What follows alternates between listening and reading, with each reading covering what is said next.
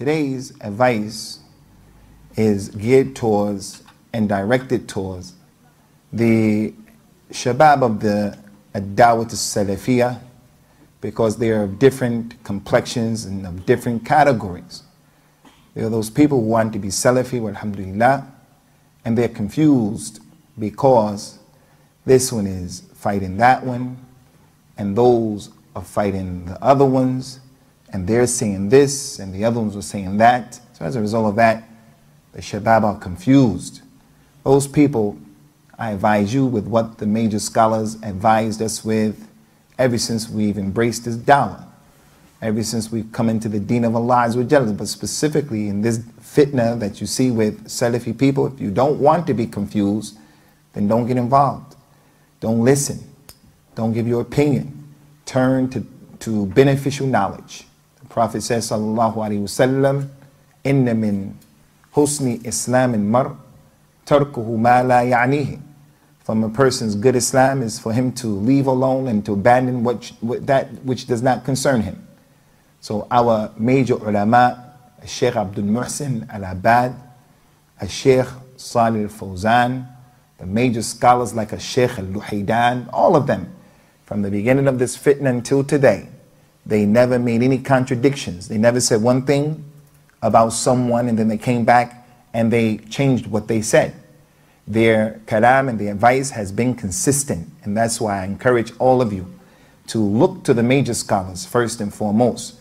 And the advice has consistently been that we should involve ourselves with beneficial knowledge.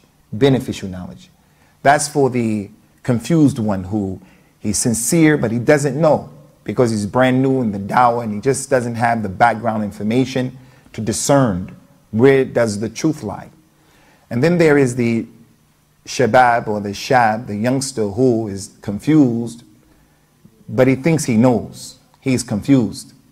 You can see his confusion in what he writes, in his blogs, and what he writes, in his comments on the YouTube, and how he talks and what he says, and the way he exists. He may have all kinds of drama and issues in his personal life, mental problems, mental issues, so many issues.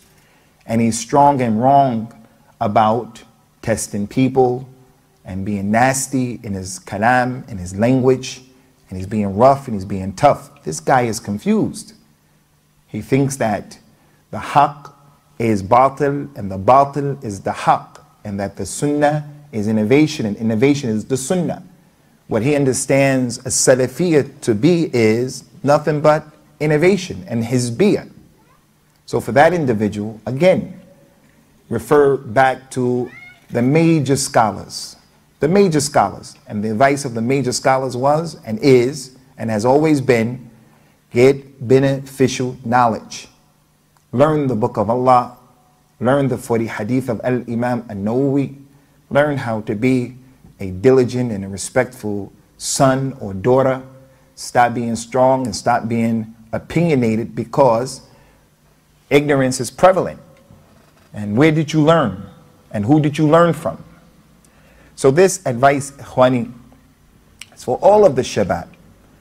And it's also for the Salafi person who has been Salafi for 10, 15 years, from our brothers and sisters who know the beauty of the brotherhood and the fraternity that Salafis enjoyed when we first became Salafis in this country and in America. But when this wave of fitna that some of these younger, unqualified, incompetent brothers came and introduced as a Salafiyah before this time, we knew that it was izzah and sharaf and connecting yourself to the Dawat As-Salafiyah and being a person who wants to take the dalil.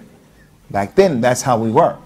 We used to find it very difficult to understand and to comprehend the understanding of Islam that the muta'assibin people had.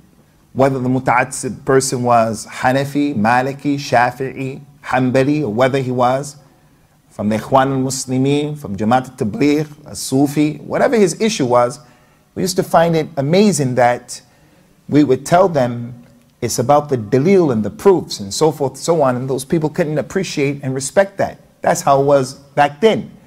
Now, unfortunately, with the new wave and a new understanding of this Salafiyya Jadida that these people have introduced, where no one is Salafi if they don't agree with them, then this is a Salafiyya of blind following, the Salafiyya of the taqdees, of the ashkhas, the sheikh said, the sheikh said. So I want to make a few points concerning this corrupt minhaj of these brothers that has reached the four corners of the world. Muslims in Iraq have been affected by this. Muslims, Salafis in Palestine, affected by this. America, UK, in Europe, France, Algeria, Morocco, wherever you go, this problem has reached Russia, Lithuania. There are a group of brothers who are on this Salafi and this understanding of those brothers of SP and those who understand the way they understand, those youngsters. And they just bring corruption, fitna. That doesn't mean that everything that those brothers do is wrong, nor does it mean that I'm taking them outside of a Salafiyya. But I'm going to tell you, brothers, that they have a lot of contradictions. Their minhaj is a minhaj of contradictions, of double standards. And it seems to be two things are playing a role here.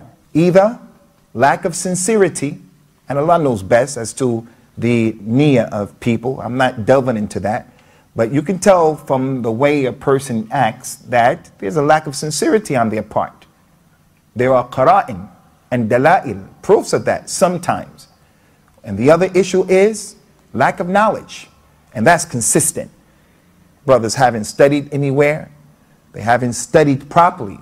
So a person learns or he reads something here or there, and he wants to take that knowledge, which it's okay if he spread it in the right way, as the Nabi told the people, sallallahu alaihi wasallam, ballighu anni walau ayah. Tell the people about me, even if it's one ayah. You learn something, spread it. Don't hoard it, don't hide it, but also don't use it to cause fitna and fasad and corruption and furqa and tafarruq, at tabdi' with tafsiq, and all of these things that we find these brothers are doing.